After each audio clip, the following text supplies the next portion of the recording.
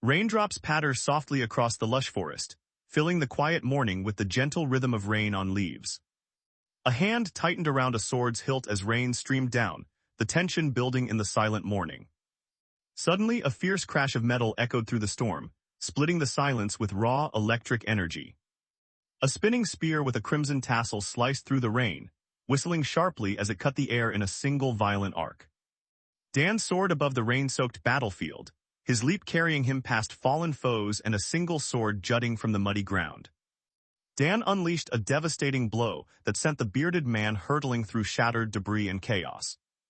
Dan tumbled backward through the air, his scream echoing as debris spun around him and pain twisted across his face. Dan warned the bearded man and mustache with ponytail that the enemy was approaching.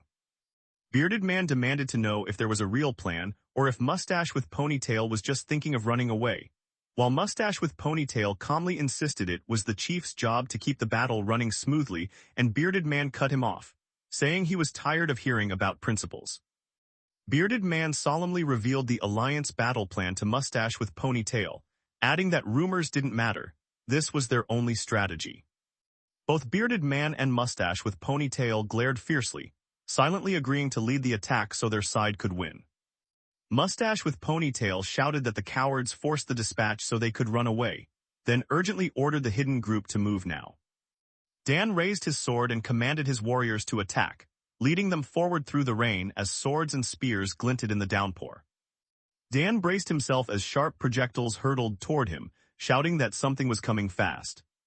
A forceful adversary hurled Dan and another fighter into the air, debris swirling around them in a blinding red flash. Dan swung his sword with explosive force, striking through the chaos as fire erupted all around him. Dan lunged forward with his sword as he muttered that their surprise attack had failed and stammered out a desperate denial. A desperate man with a beard clutched a golden object, whispering in disbelief that he couldn't accept this as the end. Dan raised his sword overhead, his stance unyielding as he prepared to strike. A glowing light burst out from the forest clearing, cutting through the rain and casting strange shadows onto the drenched ground. A monstrous segmented creature smashed through the forest and shattered the gate, hurling soldiers in every direction.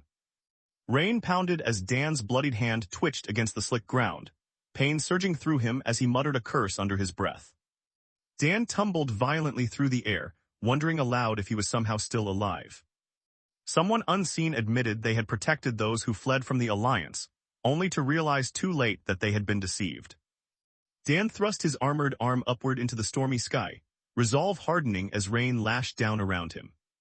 A wounded and defiant ally in the rain forced himself upright, gritting out that all those privileged bastards sounded the same to him. Dan hacked out blood, forcing himself to stay upright with a raw, desperate cough. Still, Dan pressed his hand to his mouth and told himself he had to hold it together. Dan unleashed a surge of swirling energy, triggering a violent explosion of wind and light that tore through the chaos around him. Dan dropped to his knees, coughing up blood and muttering that this really could be the end for him. A mysterious, ominous presence floated above, as it revealed to Dan that this was how the world would end. Dan spoke firmly, commanding someone out of view to try harder. MC's father told Dan that miracles come to those who work hard, so he should train diligently, study tactics, and keep trying.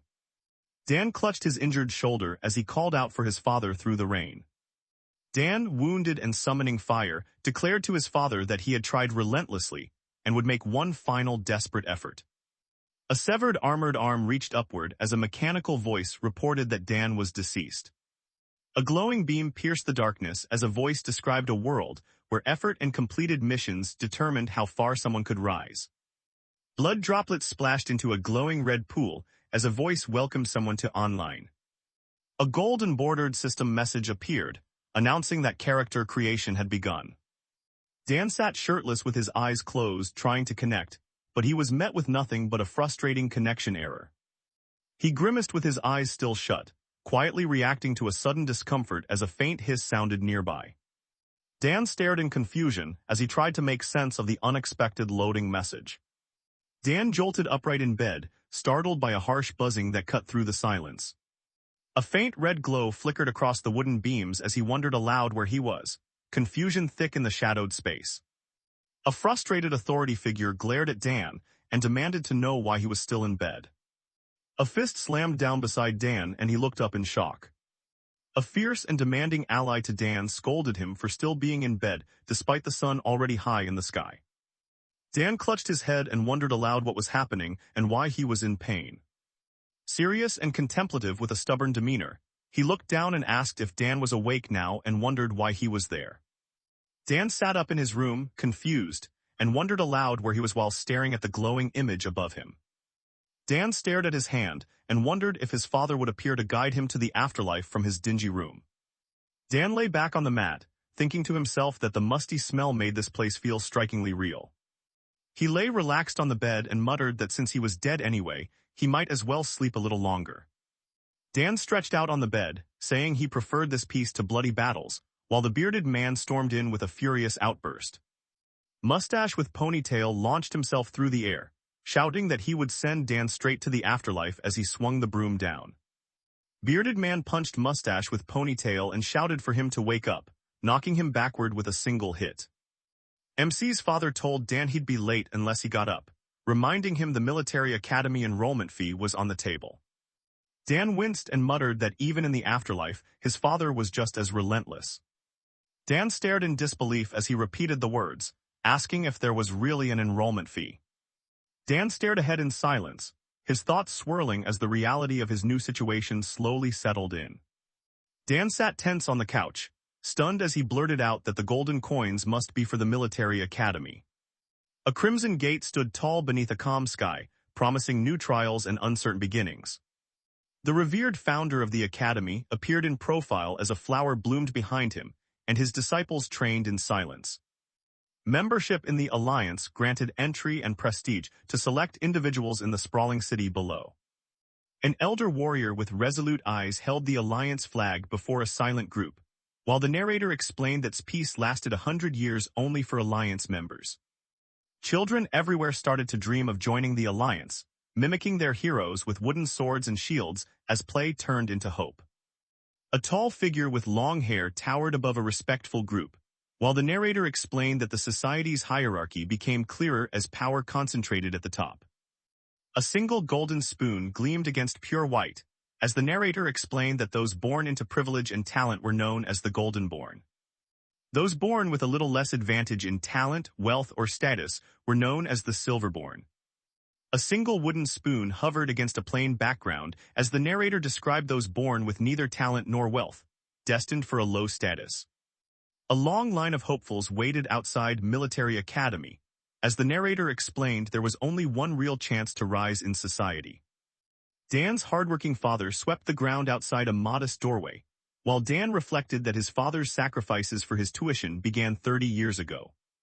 A determined young man with dark hair stood silently behind a podium, the weight of the moment heavy on his shoulders. A young man with dark hair pushed open a creaking door and wondered aloud why everything felt so real, questioning what was actually happening.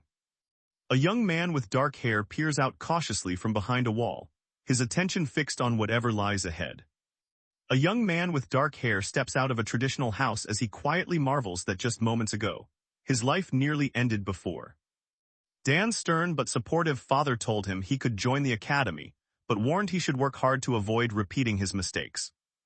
A young man with dark hair stands confidently, thinking aloud that he once dreamed of becoming a master but admits he was naive, then agrees with his father. A young man with dark hair looks ahead, startled, and softly reacts to something unexpected. A young man with dark hair, seeing a pocket watch and broom, wondered aloud if he had truly returned to the days of his childhood. A young man with dark hair stared upward in disbelief, and wondered aloud how any of this could be possible. Gently tossed a boiled potato to a young man with dark hair, telling him to take it along, just like his own father once did.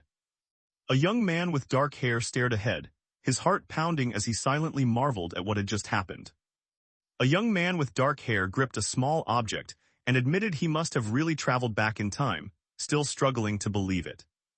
A mission briefing appeared before a young man with dark hair, outlining his task, the time limit, and the consequences of failure. A young man with dark hair blinked in surprise, softly questioning what was happening. Dan showed his father a glowing floor panel and insisted there were words on it, but his father, confused, kept asking what Dan was talking about. A solemn and focused elder warrior closed his eyes, then called out the name in a quiet, weighty voice. Someone shouted that everyone needed to hurry or they'd miss the admission exam, and another voice quickly agreed in response. A calm young man with dark hair chews his food in silence, lost in thought. A calm young man with dark hair stands before military academy, watching students enter as memories begin to resurface. A calm young man with dark hair puffs out his cheeks, pausing to catch his breath after mentally setting aside thoughts of the intense admission exam. A calm young man with dark hair looked up, quietly thinking he still couldn't get used to this small body as shadows gathered around him. A calm young man with dark hair watched the crowd gather in the hall, thinking the scene made him sick with its reminder of inequality.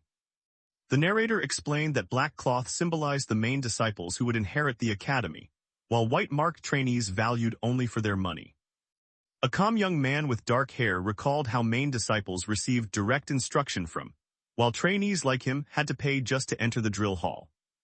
The narrator quietly revealed that this lesson felt all too familiar, because they once held the role of gatekeeper themselves. A calm young man with dark hair listened as the others discussed the black flag, the unpredictable exam, and how last time they tested inner GI. Dan flicked coins into the container, while someone explained that only those with enough vital energy, or GI, were accepted as main disciples. Dan wondered if the exam would stay the same, but assured him the academy changed it every year, and memories from 30 years ago surfaced. Dan punched forward with determination, declaring he might have failed before but this time would be different.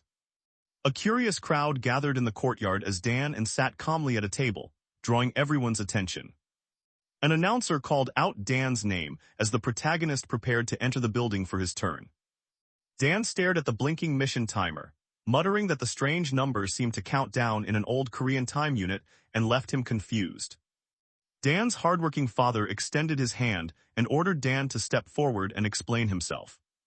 3 men stood beneath dramatic banners as demanded to know what someone was searching for, naming Ho, Ma, and himself. Asked what kind of test they would face, prompting to urge him to focus, while Dan guessed it involved manipulating GI points. A curious and probing man fixed his gaze and demanded to know what reason someone could give. Dan explained that he had deduced the answer by carefully examining the veiled objects in front of him. Dan's father, eyes narrowed, suspected that someone must have given Dan extra information to solve the problem so quickly. Dan explained that the objects differed in size and width, while his father pressed him to clarify how that related to GI points. The narrator explained that in martial arts, trainees must practice on many types of dummies, since GI points vary by a person's sex, age, and build. Dan's father confirmed that Dan's explanation was correct. Dan's father leaned forward in his chair and told Dan it was time to prove his techniques matched his reasoning. A hand rose toward the clear sky, pausing as if ready for the next command. Dan prepared to begin as he declared it was time to start. Dan unleashed a forceful punch, sending 2 wooden training dummies crashing through the air. Dan recoiled, relieved as he muttered that he barely escaped injury. Dan crouched low with a determined look, thinking that he was slowly getting used to this younger body, although he still lacked his former strength. Then Dan darted past swinging arms and declared with a grin that he moved faster than ever before. A hush settled over the courtyard as a judgmental and authoritative figure declared number 69 had failed, while another observant and unimpressed judge muttered that the participants looked pathetic. Moments later, Ho reported to Ma that the dummies from Mount could mimic real fighters when infused with Gi, making them ideal for testing.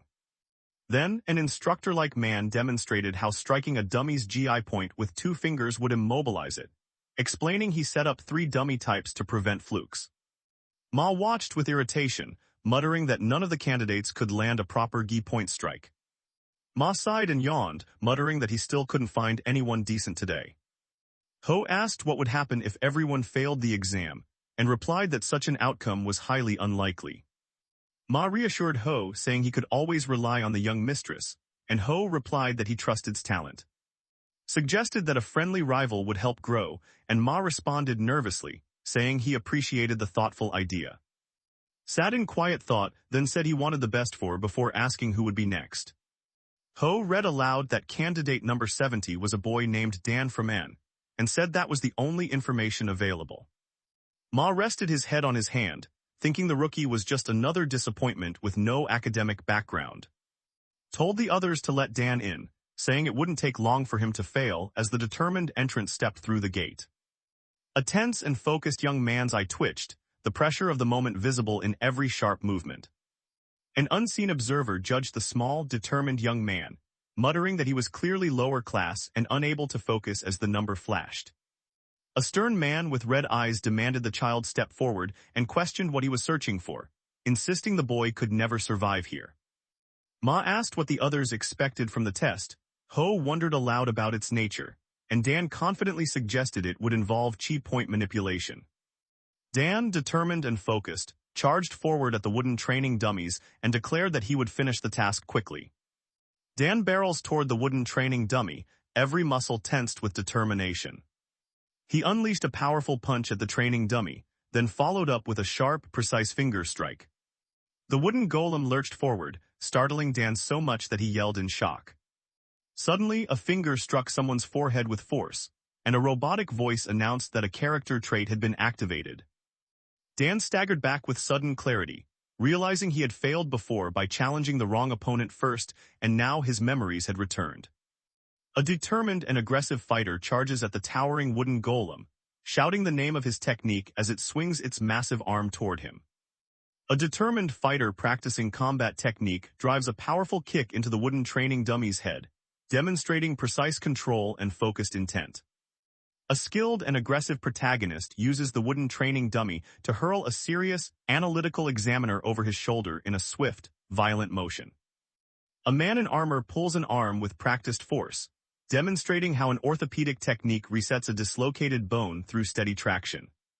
Dan grimaces as a massive wooden arm clamps down on him, straining desperately to break free. The wooden training dummy swung Dan by the waist, sending him spinning through the air.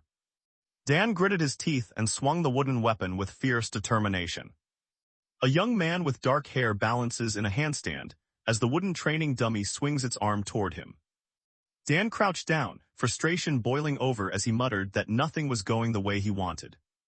Ma wondered if Dan really intended to use the 8-method orthopedic technique to alter the chi circulatory system. 3 wooden training dummies stand ready, and the center one takes a wide fighting stance as someone comments on its advanced inner gi. A strategic and contemplative man stared intensely forward, considering the challenge as someone asked what he would do now given the massive inner gi. Dan took a shaky breath, quietly telling himself he was lucky to remember the techniques he had learned just in time. A young man with dark hair weighed his options, telling himself that defeating a stronger opponent might be possible if he dared to try. Flinched at the distant impact, muttering in shock about the 8-method orthopedic technique being used again. Dan dashed past the wooden training dummy's swinging arms, narrowly avoiding its attack.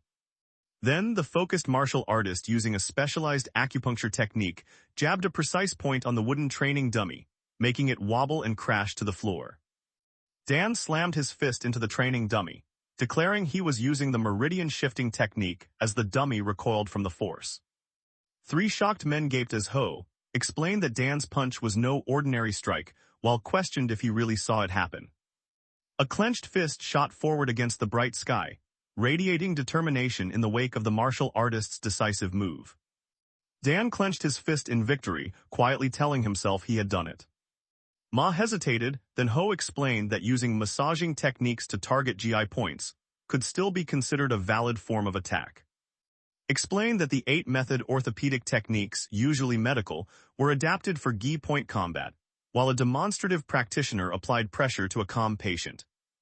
Ho reflected that no one had imagined a gi point attack could use a simple medical technique, and he marveled at the power of surprise. Ma declared that only a true genius could wield the power of creativity, while Ho and listened in tense silence. Dan stretched confidently in front of, as remarked with interest that he had heard the name Dan. A rooftop and the corner of a traditional building appeared under the clear sky, as someone announced they had arrived at the waiting room. A clenched fist soared triumphantly into the blue sky, as an unseen voice proclaimed this was the beginning of a new era. Dan clenched his fist with confidence as he explained he had memorized an orthopedic gi manipulation book, knowing it would help against stronger opponents. Dan raised his fist in triumph, reflecting aloud that foresight brought a sense of accomplishment he never expected to feel after turning 40. Moments later, Dan stared in surprise as a glowing message declared his mission complete and announced that rewards would be given. Dan staggered back as his shirt tore open, exclaiming in shock that he felt a sudden surge of power coursing through him. Dan, still breathless, stared at his clenched fist and murmured that he couldn't believe how much stronger he suddenly felt. A notification screen listed 3 bonus rewards, and Dan demanded to know what these strange options were supposed to mean.